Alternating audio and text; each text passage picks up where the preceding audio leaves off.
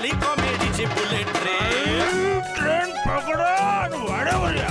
काय आहे कधी माहित ना ते मच्छीवाले आहेत काय, ते मच्छीचं काट टाकतात, हा हाडं टाकतात मटन मच्छीची, त्याच्यामुळे तो कुत्रा येतो खायला. बरोबर. आता हे झालं काय केलं ते कदमनी. असं प्रत्येक जण काय ना काही करतो. हा नुसत्या कदमच नाही हो, हे आमचं एक बघा ना ध्यान.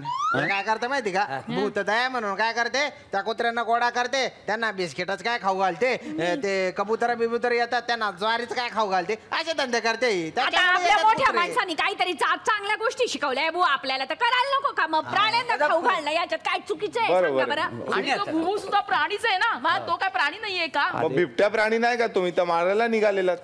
मग आता बिबट्या वन्य प्राणी हो, आम्ही आपला कुत्रा बित्रा असल्या पाळीव प्राण्यांबद्दल बोलून राहिलो ना. मग त्या पाळीव प्राण्यावरच तो बिबट्या येतोय ना. आता आपल्यासारखी जर सुशिक्षित लोक असा कचरा टाकत राहिली तर त्याच्यावर कुत्रे येणारच. जिथे कचरा तिथे कुत्रा, आणि जिथे कुत्रा तिथे बिबटा. त्याला म्हणजे आधी पहिला कचरा साफ हा हे तुम्ही लक्षात ठेवा जरा. कुत्रा येणार नाही मग बिबटा येणार. बरोबर आहे. बरं मला एक सांगा, आता ते कारखाने वगैरे बांधले जात आहेत, रोजगार वाढतोय बरोबर, त्यामुळे सगळ्यांना कामं मिळतात, तरी सुद्धा तुमची अशी ओरड असते की जंगलं वाढली पाहिजेत, हे बिल्डिंग झालं नाही पाहिजे, कन्स्ट्रक्शन बंद करा. म्हणजे थोडक्यात काय, तुम्ही पर्यावरणवादी लोक डेव्हलपमेंटच्या विरोधात का आहात? आम्ही डेव्हलपमेंटच्या विरोधात नाही. तुमच्याकडे फोन आहे, प्रत्येकाकडे व्हॉट्सअप आहे का? चालू आहे. आजकाल तो एक मेसेज फिरतोय की लोक सूर्याला म्हणताय की तुझी जरा ब्राईटनेस कमी कर, आणि सूर्य रिप्लाय करतो तुम्ही जरा झाडं कापणं कमी करा, ब्राईटनेस आपोआप कमी होईल. बरोबर आहे. आज आपण भरपूर डेव्हलपमेंट केली, पण एक मोठी बिल्डिंग बांधली, पण त्या बिल्डिंग मध्ये राहून तुम्हाला घ्यायला ऑक्सिजन नसेल तर तुमच्या डेव्हलपमेंटचा फायदा काय? नक्कीच डेव्हलपमेंट हवी. आपला भारतही खूप पुढे गेला पाहिजे, पण त्याचबरोबर भारतात किंवा महाराष्ट्रात किंवा कुठलेही जे काही वन्यजीव आहेत किंवा जेवढं काही जंगल आहे ते कसं वाचवून डेव्हलपमेंट करता येईल, आणि नक्कीच कुठे ना कुठे तो मार्ग असतोच. त्या हिशोबाने आपण डेव्हलपमेंट केली पाहिजे. आम्हालाही डेव्हलपमेंट पाहिजे हो. तुम्ही बिबट्या कधी पाहिलाय ना? काय सांगता बाय काय तुमचा अनुभव काय, बिबट्यांबरोबरचा तुमचा अनुभव काय? बिबटा हा एक खूप मनमिळाऊ, जसं आपण इकडे तिकडे म्हणतो तसा बिबटा हा खूप अडॅप्टेबल प्राणी आहे. तो कुठल्याही एन्व्हायरमेंटमध्ये राहू शकतो, तो कशावरही जगू शकतो. म्हणजे अगदी एक काही ग्रामच्या बेडकापासून त्या मोठ्या मोठ्या प्राण्यांपर्यंत, सांबरं, हे एवढं त्याची वर्सिटॅलिटी आहे. बरं, बिबटा हा शिकार कशी करतो, तो लपून त्या आपल्या शिकारीच्या जवळ जाऊन त्याच्यावर उडी मारून त्याला बाय सरप्राईज किंवा अचानकपणे त्याच्यावर हल्ला करून मारणारा हा प्राणी आहे. बरं, हा प्राणी जेव्हा भूक लागेल तेव्हा जाऊन तो खाणं शोधेल. आता समजा त्याने पोट भरलेलं आहे आणि समोरून एक सांबार असं चालतंय त्याच्यासमोर, तर नाही चला चालतंच आहे तर मारूनच घेऊ, असं ते लोक करत नाही. आणि हा प्राणी असा सहजासहजी दिवसा ढवळा तुमच्या समोर येणार नाही.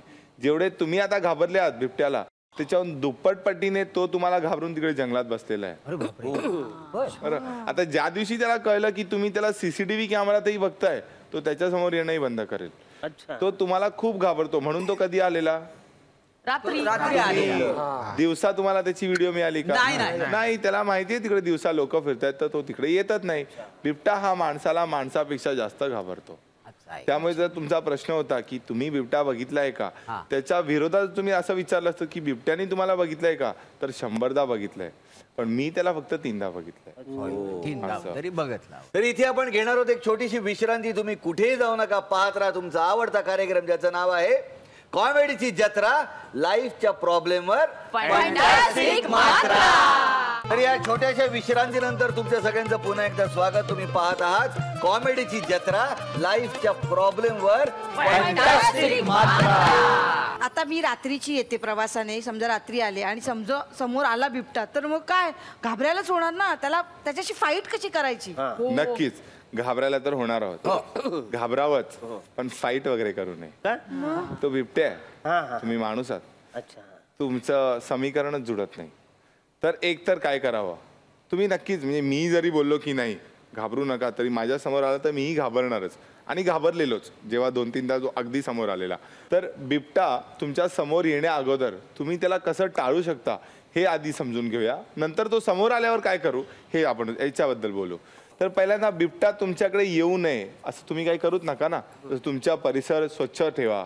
तिकडे जर परिसर स्वच्छ असेल, कुत्रे नसतील, कुत्रे मांजरी डुकरं हे नसतील तर बिबट्या येणारच नाही. जसं मी तुम्हाला मगाशी सांगितलं, त्याला काही तुमच्या बिल्डिंगीत किंवा तुमच्या गार्डनमध्ये काही इंटरेस्टच नाहीये.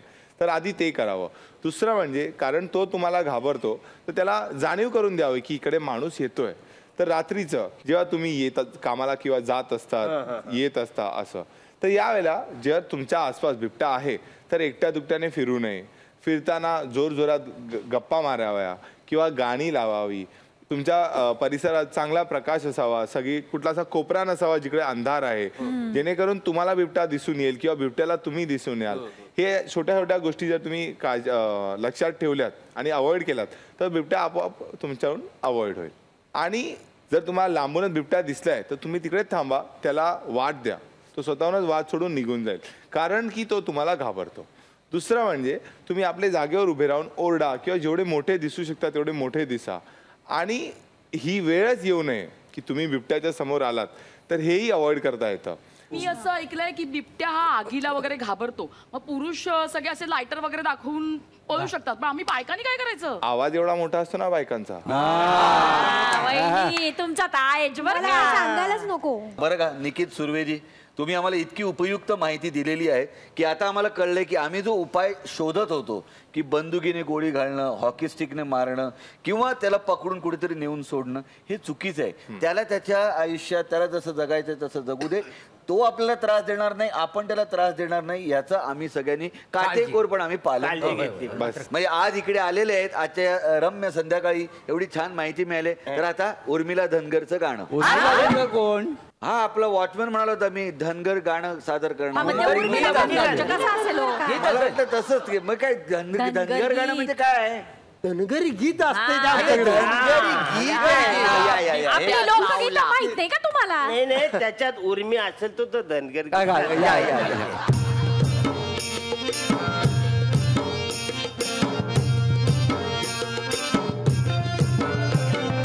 देवाची लेकर देवाची लेकर देवाची लेकर देवाची लेकर जगा तुम्ही स्वतः आणि जगू द्या दुसऱ्याला रे.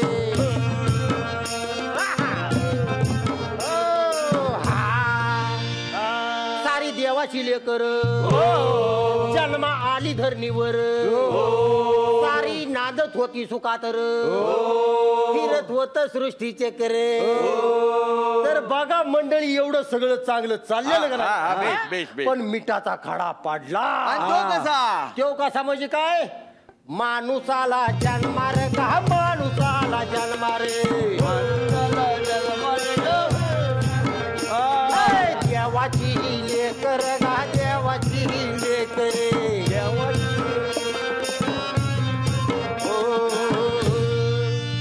त्याची भूक लय मोठी म्हणजे बघा त्याची भूक एवढी मोठी आहे, सगळं पोट भरलं तरी हे मन काय भरत नाही.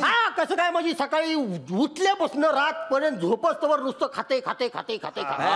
हा सकाळी उठला की नाश्ता करतोय, परत चहा पितोय, परत दुपारचं जेवतोय, थोड्या वेळा फिरून येऊन परत जेवतोय. आता तर डबल डोअरचा फ्रीज घेतलंय.